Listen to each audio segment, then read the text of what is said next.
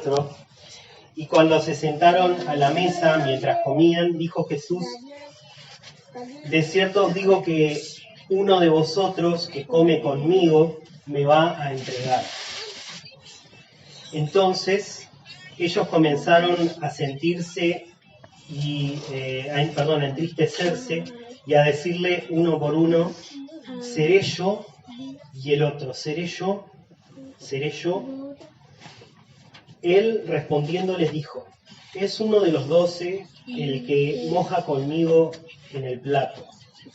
A la verdad el Hijo del Hombre va, según está escrito de él, más hay de aquel hombre por quien el Hijo del Hombre es entregado. Bueno le fuera a ese hombre no haber nacido.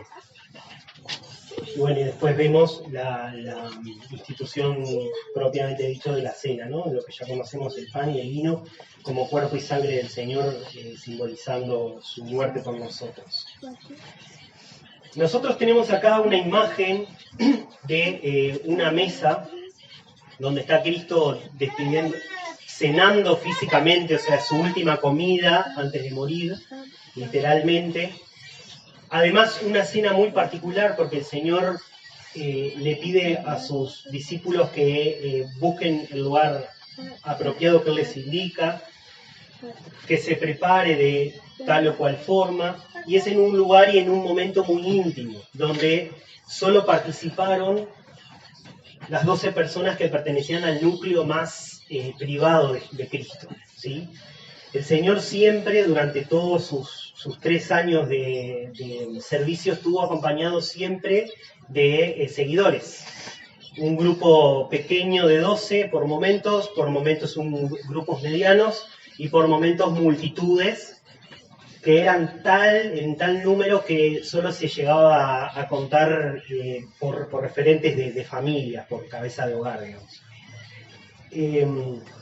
Y en esta cena en particular, en la intimidad, él dice que hay uno de sus discípulos que, sin dar nombre, dice que lo va a entregar, lo va a negar, lo va a entregar.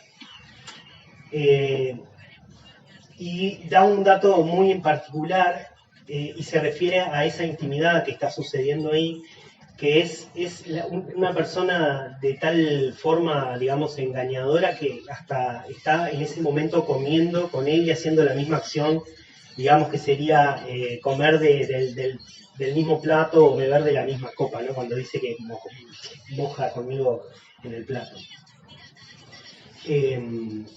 Vamos a seguir leyendo. Dice el 26, me voy a saltear. Ahora vamos a ver el desenlace de otro discípulo con el vínculo con Cristo en sus últimas horas.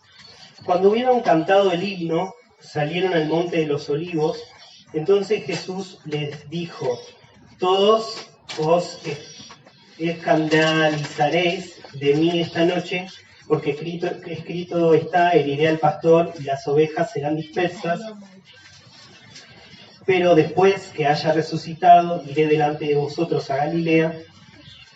Y entonces Pedro le dijo: aunque todos se escandalicen, yo no.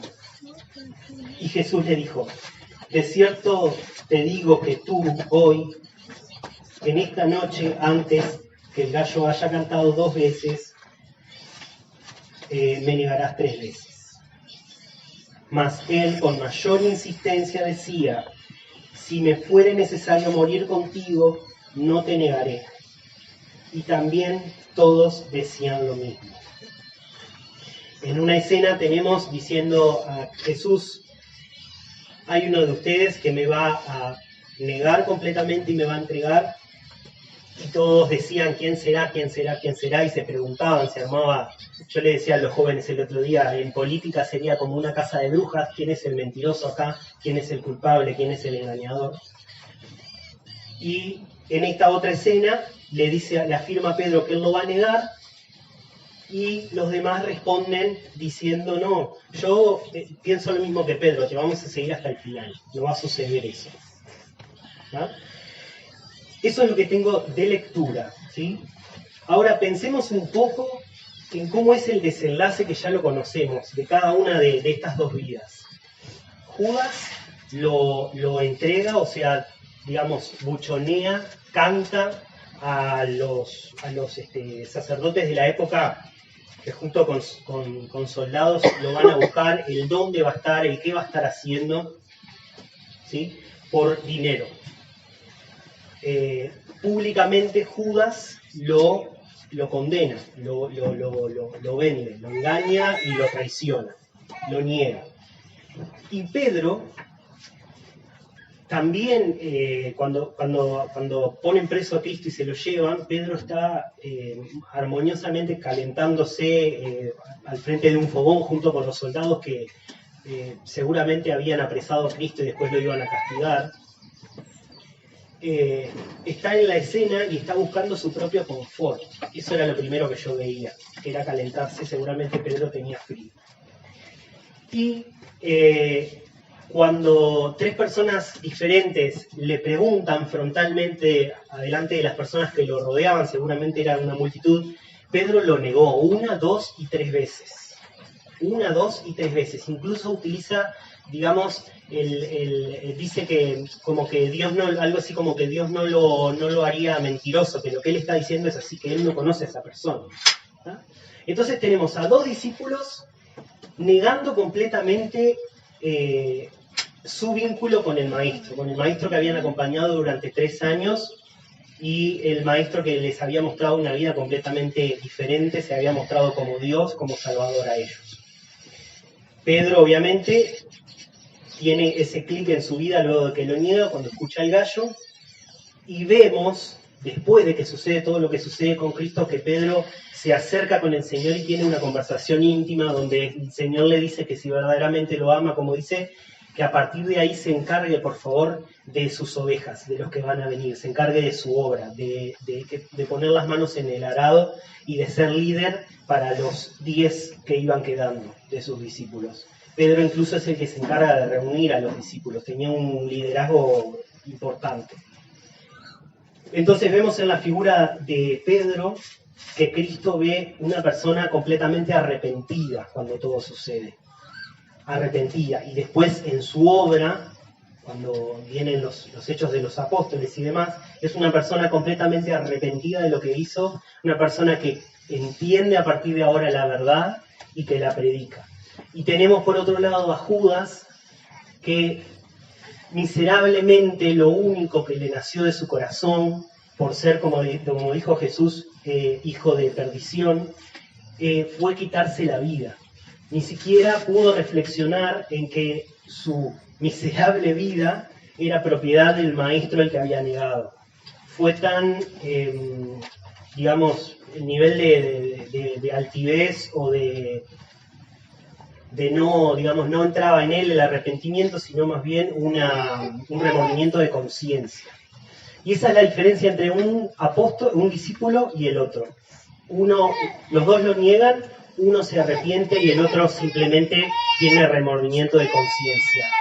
Y mi planteo para cerrar es, ¿cuál de las dos frases nosotros hoy entendemos que diríamos? ¿Iríamos como los discípulos cuando el maestro habla de Judas en la cena?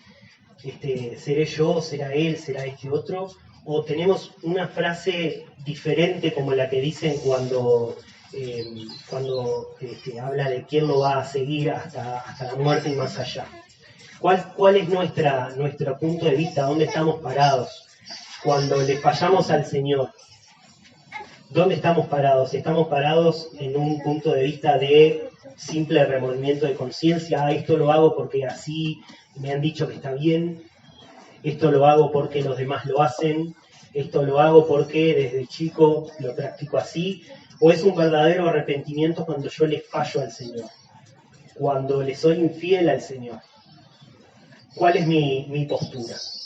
¿Sí?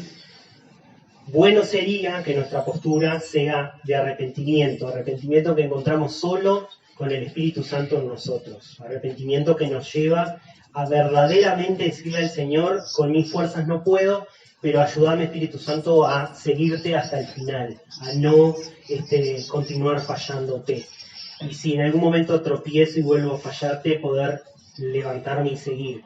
Que veamos en la figura de Pedro, hermanos, una persona donde Cristo veía lo que iba a ser de su vida después, esa transformación, esa persona líder, como una punta de lanza que iba a irrumpir, que iba a fundar su iglesia como tal.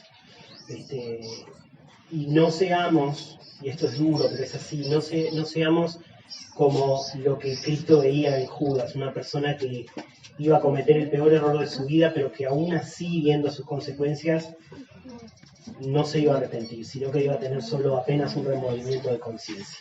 Amén.